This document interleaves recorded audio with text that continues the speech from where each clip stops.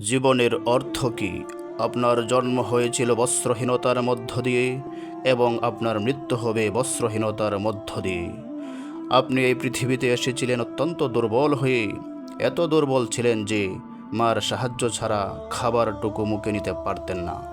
আপনি যখন এই পৃথিবী ছেড়ে চলে যাবেন, তখনও আপনি অত্যন্ত দুর্বল আর অসহায় থাকবেন।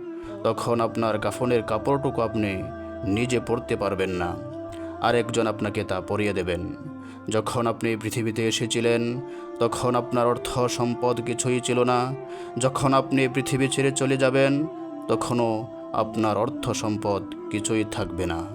আপনাকে প্রথম গোসল যেমন অন্য কেউ দিয়েছিলেন, তেমনি আপনার শেষ গোসলও অন্য কেউ দেবেন। আপনি পৃথিবীতে যেমন একা এসেছিলেন, ঠিক তেমনিভাবে আপনাকে পৃথিবী থেকে একাই চলে যেতে হবে।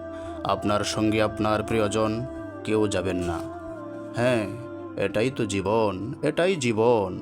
তাহলে কেন এত মারামারি, এত সংঘাত, এত হানাহানি? কেন এত বিদ্বেষ, কেন এত হিংসা, কেন এত বেঈমানি?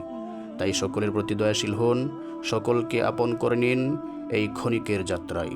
জীবন খুবই সংক্ষিপ্ত, সুতরাং জীবনকে মহৎ কাজে উৎসর্গ করুন। সর্বদাই নিজের ও মানুষের কল্যাণ করুন।